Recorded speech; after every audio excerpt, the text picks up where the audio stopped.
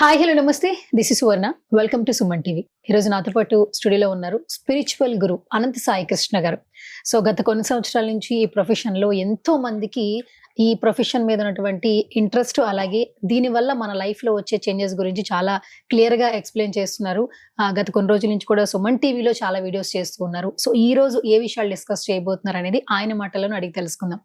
So hi అనంత సాయి కృష్ణ గారు. నమస్కారం అండి. అనంత సాయి కృష్ణ గారు, మీరు ఏం మాట్లాడినా ఫస్ట్ ఆఫ్ ఆల్ అంటే స్పిరిచువల్ గా స్టార్ట్ చేసే వర్డ్స్ లో కొన్ని వర్డ్స్ నాకు చాలా బాగా గుర్తుంటాయి. ఏంటంటే పంచభూతాలు అంటుంటారు, అనంత విశ్వం అని అంటుంటారు.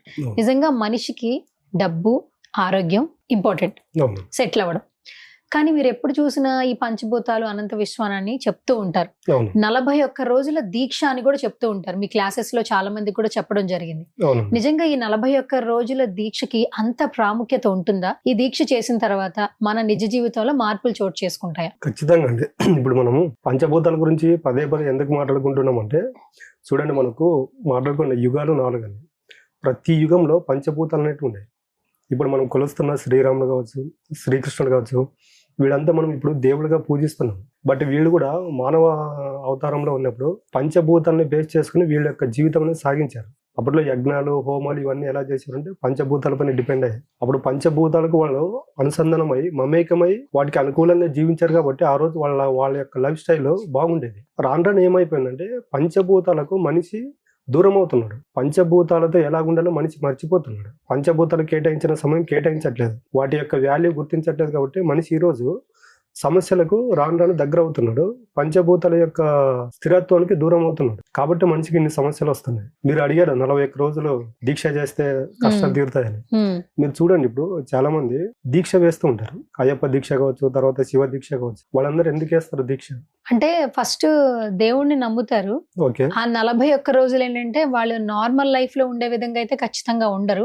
ఎందుకంటే ఒక మఠం లాగా తీసుకుంటూ ఉంటారు కాబట్టి ప్రతి మినిట్ కూడా దేవుణ్ణి స్మరించుకుంటూ ఉంటారు. నార్మల్ గా జీవించే జీవితానికి, మాల వేసుకున్న తర్వాత జీవించే జీవితానికి చాలా తేడా ఉంటుంది.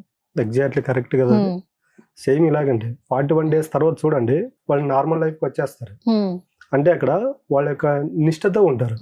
అంటే ఆ దేవుడికి సంబంధించిన బట్టలు వేసుకోవడం, ఆ మాలలు ధరించడం, అంటే ఒక ప్రత్యేకత ఉంటుంది. బట్ నెగటివ్ ఆరా మాత్రం దగ్గరికి రాదు.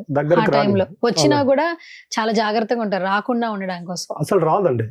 నెగిటివ్ ఆరా ఎప్పుడు మన దగ్గరకు వస్తుందంటే, మనం మానసికంగా ఎప్పుడైతే డిస్టర్బ్ అవుతామో అప్పుడు నెగిటివ్ ఆరా మన చుట్టూ రావడం జరుగుతుంది. ఒక వ్యక్తి ఎప్పుడైతే పాజిటివ్ గా ఉన్నారో మీరు బాగా అబ్జర్వ్ చేస్తే మనకు పాజిటివ్ వ్యక్తుల నుండి కాల్ రావడము, పాజిటివ్ వ్యక్తులు మనకు పలకరించడము, ఇవన్నీ జరుగుతుంటాయి.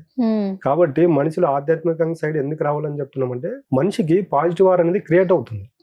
దానికే మనిషి ఆధ్యాత్మికలోకి రావడాన్ని మనం చెప్తున్నాము. తర్వాత ఇప్పుడు దీక్ష గురించి మాట్లాడుకుంటున్నాం అంటే చెబుతున్నాము. వాళ్ళు దేవుడి దీక్ష వచ్చే లోపల చూడండి, ఒక్కొక్కరికి ఒక్కో దేవుడి పైన భక్తి ఉంటుంది.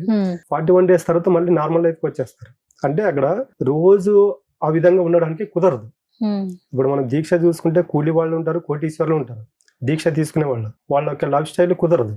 బట్ మన దగ్గరకు వచ్చే లోపల ఈ 41 days అనేది మనం పంచభూతాల దీక్ష ఇవ్వడం జరుగుతుంది. ఈ 41 రోజులు పంచభూతాల దీక్ష ఏంటి? ఇది ఏ విధంగా ఉంటుంది అంటే, ఇప్పుడు మనము ఉన్నామండి ఇక్కడ, ఇంకో ½ hour అయితే మనం ఎక్కడ వాళ్ళు అక్కడికి వెళ్ళిపోతాం. ఇక్కడ మనకు స్పేస్ ఉంది, గాలి ఉంది, వాటర్ ఉన్నాయి. బయటికి వెళ్తాడు, ఎక్కడ ఈ ప్రపంచంలో ఎక్కడికి ఏ మూలకి వెళ్ళినా ఇవంటూ మనకు దొరుకుతాయి కదా. అంటే వీటికి అసెండ్ చేపిస్తూ ఉంటాం మనుషులను. వీటికి ప్రతి నిత్యము మన వెంట ఉండేది పంచభూతాలే. పంచభూతాలకు ఒక్కసారి మనిషి అసెండ్ అయ్యాడు అనుకోండి, వాళ్ళ లైఫ్లో ఏ కష్టాలు రావు. నేను ఇది బల్ల గురించి చెప్పగలను. పంచభూతాలతో ఎలా అసెండ్ అవ్వాలి అనేది మేము క్లాసులో చెప్తామండి. 41 days ఒక వ్యక్తి పంచభూతాలతో మమేకమయ్యాడు అనుకోండి, 42 day నుండి వాళ్ళ లైఫ్ చేంజ్ అవుతుంది.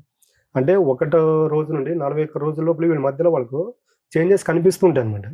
అంటే ఉదయాన్నే మనం నిద్ర లేవగానే భూమితో ఎలాగుండాలి, భూతత్వం అంటే ఏంటి, ఆకాశంతో ఎలాగుండాలి, ఆకాశ తత్వం అంటే ఏంటి, అంటే ఈ పంచభూతాలు, పంచభూతాల తత్వం, వీటితో మనం ఎప్పుడైతే మమేకమవుతామో పంచభూతాల యొక్క క్యారెక్టర్స్ మనకు ఓన్ అయిపోతాయి.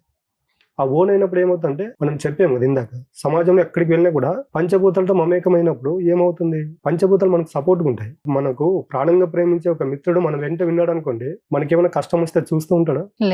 లేదు. సేమ్ పంచభూతాలు కూడా అలాగే. మనం ఎప్పుడైతే వాటికి మనస వాచ కర్మన త్రికరణ శుద్ధిగా వాటికి అసెండ్ అయిపోతామో మనం చివరి శ్వాస వరకు అవి పంచభూతాలు మనం కాపాడుతాయి. అది మనకు తెలియదు. ఒక వ్యక్తి రోజు ఒక 5 నిమిషాలు చెప్పులు లేకోకుండా పాదాలు భూమికి పెట్టి అలా కూర్చుంటే మనలో ఉన్న నెగిటివ్ ఎనర్జీ కూడా తీసేసుకుంటుంది. పోతుందా? 100% అండి. ఇప్పుడు పైకి విసిరిన రాయి కింద పడినప్పుడు మనలో మన పాదాల భూమి అలా ఆనించి కూర్చున్నప్పుడు మనలో ఉన్న నెగిటివ్ వారు ఎందుకు పోదు? ప్రాక్టీస్ చేస్తే తెలుస్తుంది.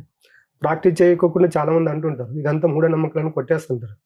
మూఢనమ్మకాలు వేరే, ఇది వేరే. ప్రాక్టికల్ ఎప్పుడైనా ఒక వ్యక్తి ప్రాక్టికల్ గా సాధన చేస్తే 100,000% రిజల్ట్ ఉంటుంది. ఇక్కడ మనిషి చేసిన మిస్టేక్ ఏంటంటే ప్రాక్టికల్ గా సాధన చేయకపోవడం, సాధన చేయడానికి సమయం కేటాయించకపోవడం, ఇవన్నీ చేస్తున్నాడు. కాబట్టి మనిషి ప్రతినిత్యము సమస్యలతో కొట్టుమిట్టాడిపోతున్నాడు.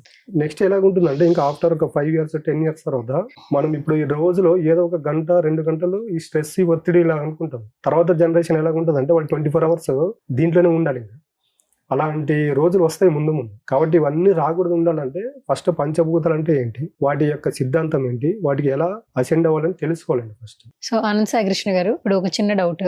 42 రోజుల దీక్ష, 41 రోజుల దీక్ష. అవునండి. అయ్యప్ప మాలలో కూడా 41 రోజుల దీక్ష చేస్తారు. అవునండి. ఫీమేల్స్ ఏంటంటే భవానీ మాల వేసుకుంటారు. అవునండి. వాళ్ళు ఏంటంటే కొంచెం ఆ దీక్షలో ఉండేటప్పుడు ఒక వ్యక్తిని పిలవాలన్నా కూడా వాళ్ళ పేర్లతో పిలవరు. మాత అని పిలుస్తారు, స్వామి అని పిలుస్తారు, భవానీ అని పిలుస్తారు. సో అవి కొన్ని ఫాలో అవుతుంటారు. అంటే రెగ్యులర్ గా ఉండే విధానానికి అప్పుడు ఉండే విధానానికి చాలా తేడా ఉంటుంది. కానీ స్పిరిచువల్ గా ఇక్కడికి వస్తే పంచభూతాలను ఎసెంట్ చేసుకునే విషయంలో ఈ 41 రోజుల దీక్షలో ఇక్కడ ఉండే నియమనిష్టలు ఏ విధంగా ఉంటాయి?